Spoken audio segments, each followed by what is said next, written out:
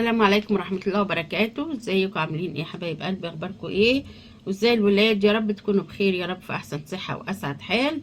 النهاردة هنعمل مع بعض الزبادي، سهل خالص، ما يقلقش وما يخوفش ولا اي حاجة خالص. وانت بتبدأي لسه هتبدأي فيه تكوني مولعة الفرن بتاعك عشان يبقى ايه، يبقى سخن. عشان احنا بنحط الكوبايات بتاعتنا بعد ما بنخلصه، بحط في الكوبايات وبجيب صينيه بحط فيها ميه سخنه مغليه، وبحط الكوبايات كده ايه، بوقفها جوه الصينيه تكون الايه، الميه واصله لنص الكوبايه لتلات ارباع الكوبايه، بحيث انها ما تدخلش جوه الايه، جوه الكوبايات. بس اهم حاجه ما تبقاش الميه طايله الكوبايه كلها يعني. خلاص. وبيكون الفرن سخن جدا.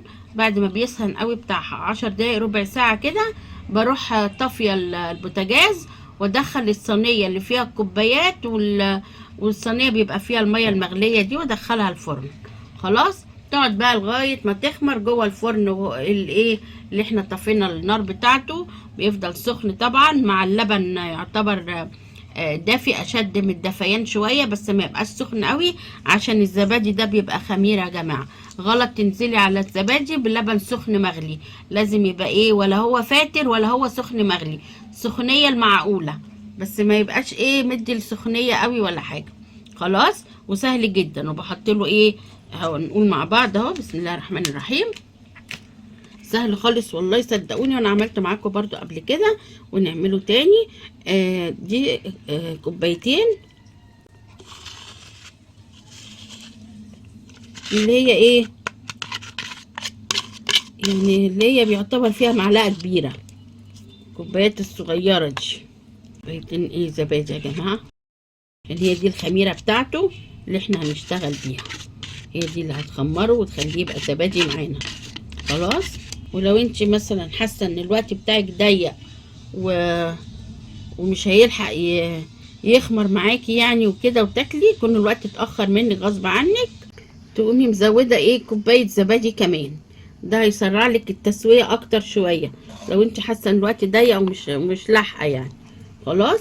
يعني ايه، لو قدامك اليوم لسه بدري طويل عبال ما يخمر، خلاص خليكي في الكوبايتين دول كده. لو انت حسيتي زي ما قلت لك كده الوقت، يبقى لازم تنزلي ب3 كوبايات. انزل بايه بقى اللي بيخليه يخمر بقى ويبقى حلو ويطلع معانا خمران حلو؟ معلقه سكر من اللي بناكل بيها، معلقه سكر يا جماعه، بنزل بيها على الايه، على الكوبايتين الزبادي. هنزل بقى باللبن طبعا. ايه انا هعمل ايه، يعني حوالي 8 كوبايات. اقلب بقى الاول كده، دول بتوع حوالي 8 كوبايات هعملهم يعني. هقلب بالمضرب عشان خاطر ايه، يدوبوا صح. قلبه كويس جدا وهرجع لك. لازم تدوبيه كويس جدا عشان السكر يدوب والزبادي يرخر عشان ينشطوا الخميره زي ما اتفقنا. خلاص. انزل بقى كمان كميه اللبن اللي انا ايه حابه اشتغل بيها. عاوز تاني، بس كده حلو قوي. اللي انا هعملهم زي ما يطلعوا. خلاص. عشان على قد الزبادي برضو ما كترش لبن كتير عشان يخمر معايا صح برضو. خلاص. شويه لبن كمان كده، بس كده حلو جدا. كده ايه، خدت حوالي كيلو ونص لبن على الكوبايتين، بس كده. خلاص. هصب بقى في الكوبايات واجيب الصينيه، انا غليت ميه وهجيب الصينيه ونحط بقى فيها الميه المغليه. هحط الاول الكوبايات في الصينيه وبعدين هنزل بقى بالميه المغليه عند الفرن زمانه سخن كده. خلاص كده حبايب قلبي، ما خدش مننا ثواني صدقوني. والحاجه بتعمليها في البيت بتبقى احلى بكتير، بتحسي بطعم الزبادي غير، بيبقى ما شاء الله كده دسم وحلو، غير ما بنشتريه من بره. ما بيبقاش حادق زي ما بتشتريه من بره كده، وبيبقى هادي وجميل، احلى كتير ما تشتري.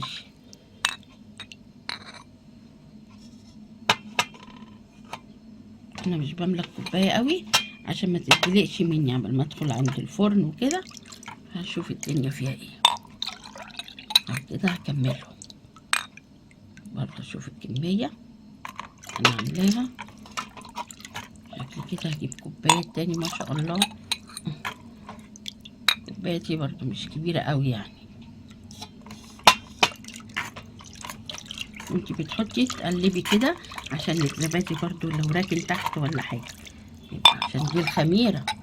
ايوه، ودي الخميره كلها.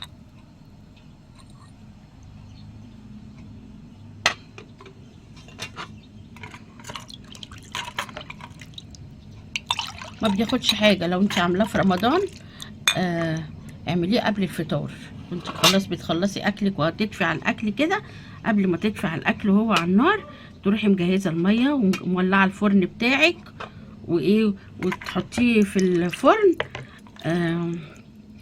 قبل الفطار. عشان ايه؟ عشان يلحق يبقى متماسك يعني، فهمتوني؟ ايوه، لكن بعد الفطار هيبقى الوقت ضيق. لازم يتعمل قبل الفطار كده بحوالي ساعه كده او حاجه. فهمتوني ازاي؟ ايوه، شكلي هجيب كوبايات تاني. ما شاء الله عملت كميه، زودت شويه لبن تاني اصلي، قلت برضو عشان حسيتهم ايه يبقوا مش كتير قوي يعني. هنقول حوالي 2 كيلو لبن تقريبا كده.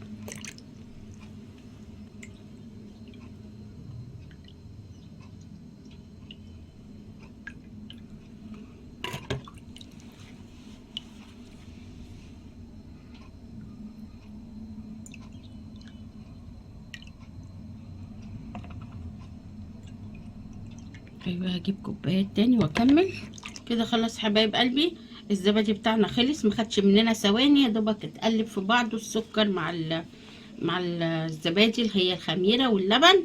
واللبن يكون سخن زي ما قلت لكم، بس مش سخن مغلي ولا حاجه عشان غلط. وانا هقوم اطفي على الفرن اهو، وغليت الميه اللي هزودها في قلب الصينيه. خلاص، يبقى الصينيه تبقى ايه لغايه 3/4 الكوبايه كده ميه مغليه. ايوه، عشان خاطر ايه تتخمر صح يعني. خلاص، ونطفي على البوتاجاز طبعا.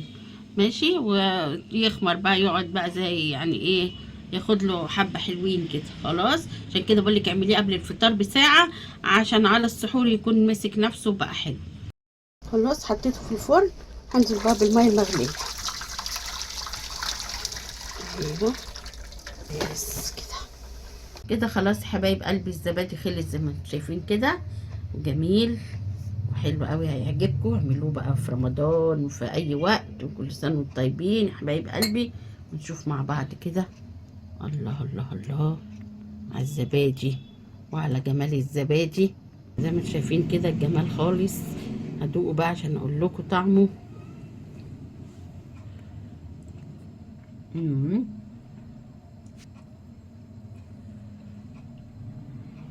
والله رائع، كأني باكل قشطه. روعه روعه. اتفضلوا معانا، بألف هنا وشفا عليكم اللي هتعملوا كده وهتاكلوا. بألف هنا وشفا علينا اللي هناكل. ما تحطلوش نشا، في ناس بتحط له نشا مش حلو. انا جربته مره برضو زي ما بيعملوا، قلت اجرب وما عجبنيش خالص. عمل كده في البق كده، لا ما عجبنيش. ومفيش احلى من طريقتنا بتاعت زمان والله. يلا جربي بالطريقه. شايفين الجمال رائع ازاي؟ والله روعه روعه، والله جميل. ولا مزز بقى ولا حادق زي ما بنشتريه من بره، كأني بالظبط باكل قشطه والله. يلا حبايب قلبي، اعملوه حلو قوي قوي والله، هادي جدا. يلا بألف هنا وشفا اللي هتعملوا كده وهتاكلوا. بألف هنا وشفا علينا اللي هناكل. كل سنه وانتم طيبين يا حبايب قلبي، ويرضى علينا وعليكم بالخير يا رب يا رب يا رب، ويصلح حالنا وحالكم ويسهلها علينا وعلى الناس كلها، ويصلح كل الأحوال كده إن شاء الله. حال الأيام المفترجة دي ندعي كده لنفسينا ولولادنا وللناس كلها، إن ربنا يصلح الحال للجميع والبلاد والعباد، ويهدي الأحوال كلها. أمين يا رب العالمين. وربنا يجعل بيوتنا كلها خير وبركة. وأمين الحاجة في البيت والله بتبقى فيها بركة، وبتبقى أحلى وأجمل، وبتوفري وحاجات كتير. خلاص، يعني أنا الكمية دي عشان أنا عاملة بس كوبايات كبيرة يعني. لكن انت لو هتعملي كوبايات صغيرة زي ما بتشتري من بره هيرمي معاكي كتير جدا. دول 2 كيلو لبن. خلاص، يلا اعملي بنفس الطريقه، ومتنسيش معلقه السكر عشان هي اللي بتخمره وبتخليه كمان متماسك. ولو لقيتيه مش ماسك شويه، ان انا حطيته في التلاجة شويه بتاع ساعه كده. خلاص، عشان برضو الوقت كان ضيق، مش عاملاه من بدري ولا حاجه. خلاص. يلا حبايب قلبي، اعملوا كل حاجتكم في البيت على قد ما تقدروا، بألف هنا وشفا عليكم يا رب. يلا اشوف الشوك على خير في وصفه جديده، في حاجه حلوه جديده. ما تنسونيش في الدعاء والشير واللايك والكومنتات الحلوه والاشتراك في القناه. وبشكركم جدا على تعليقاتكم الجميله وربنا يخليكم ليا وما يحرمنيش منكم ابدا والله. ومتشكره لكم جدا جدا جدا.